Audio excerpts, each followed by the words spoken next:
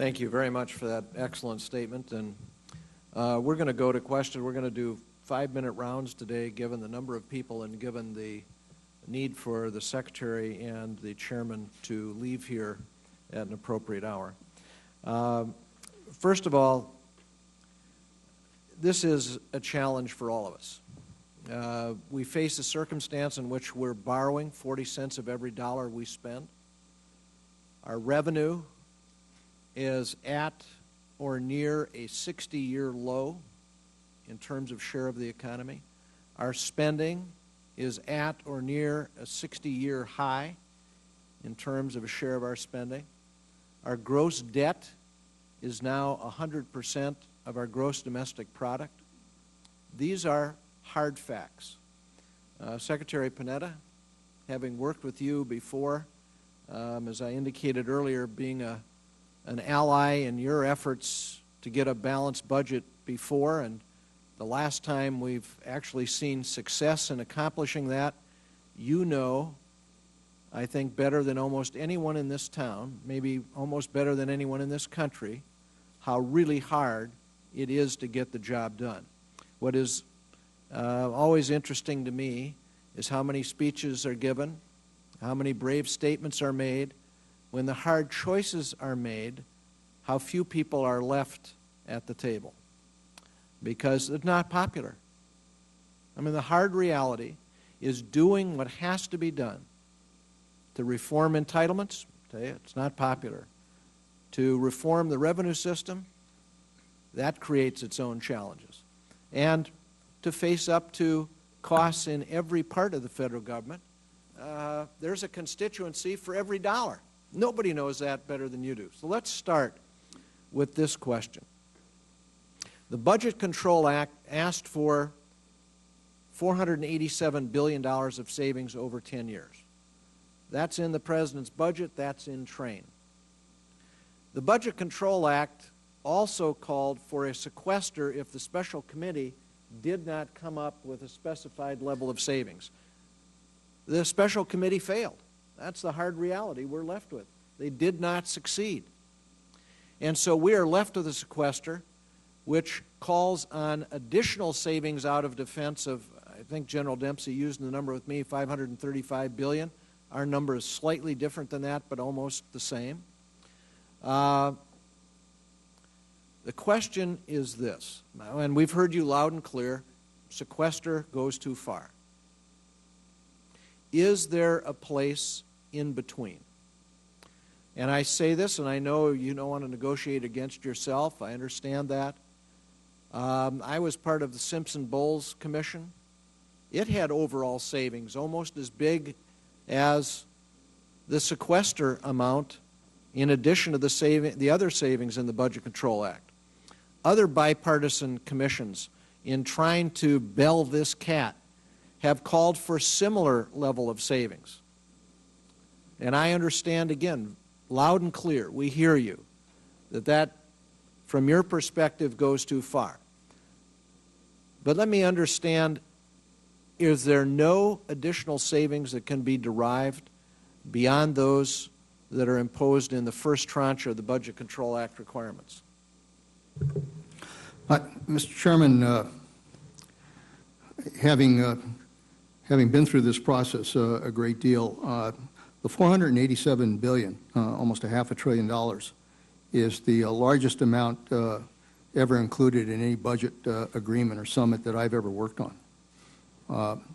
It's a big number, and yet I thought it was very important to be able to work with the service chiefs and others to develop a strategy that would be able to implement those savings in a way that would still protect the kind of force we need for the future. And I think we've done that. We've tried to do this in a responsible way.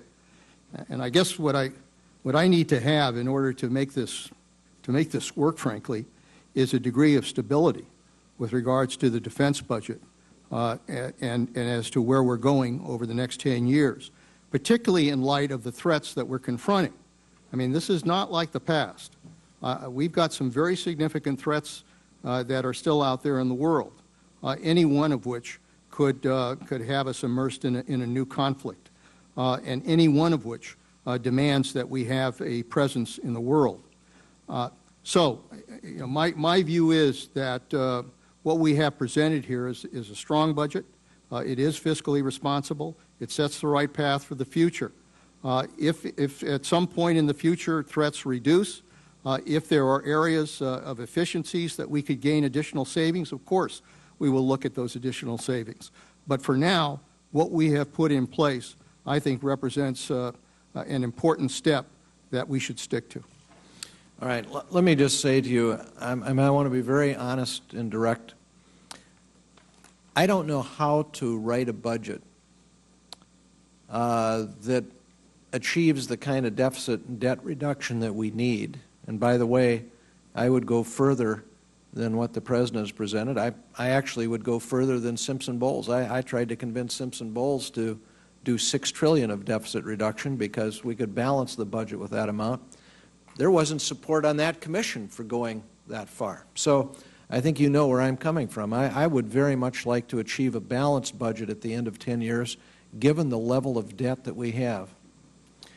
And I don't know a way to do that without fundamentally reforming entitlements, without fundamentally reforming the tax system and asking those who are the best off among us who enjoy certain tax preferences to give them up.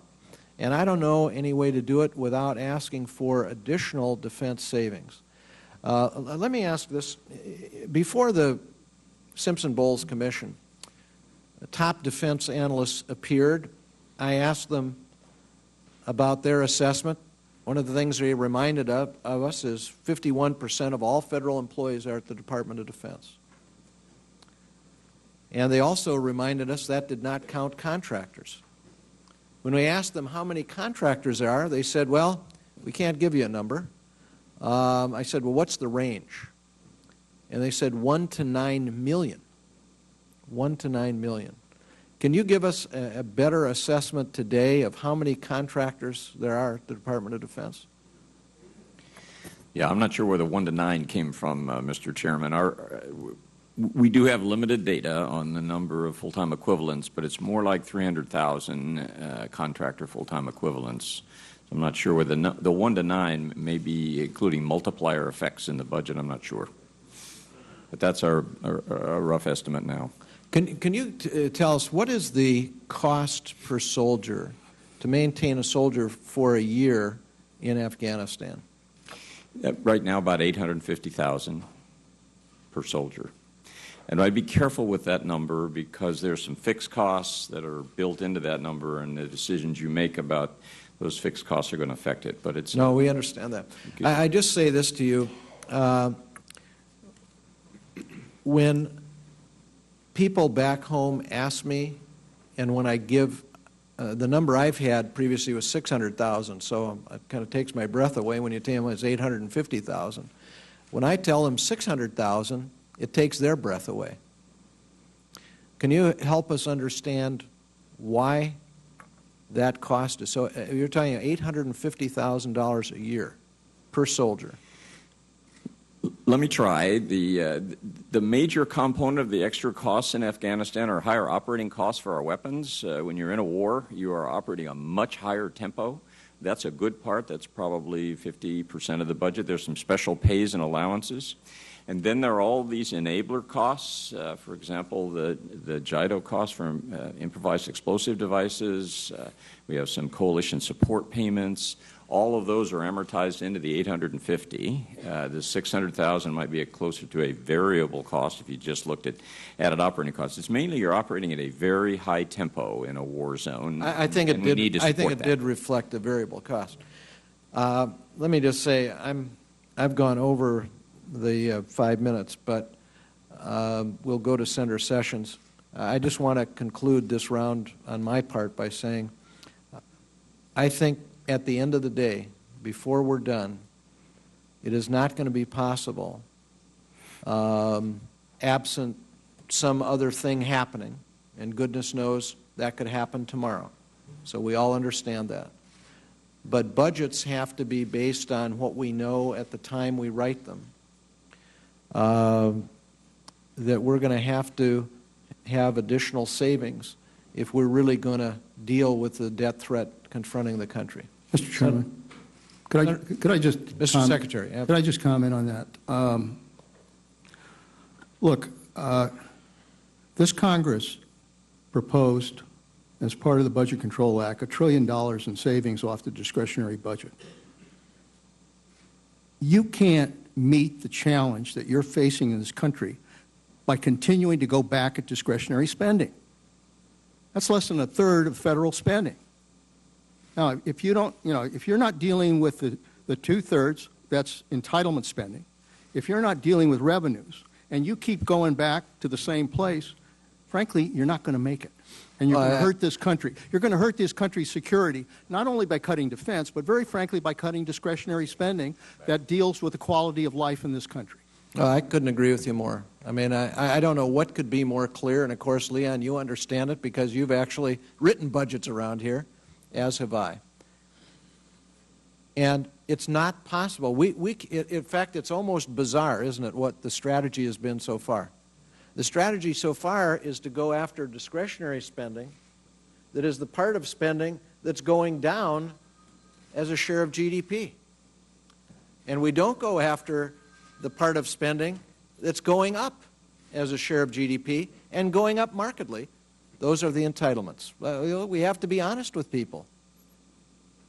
And we have to help them understand what is the place where spending over time is really rising dramatically. It is in the entitlement accounts. And on the revenue side, fact is, the revenue is the lowest it's been in 60 years. So this is reality talking. I'm glad you gave a dose of it here.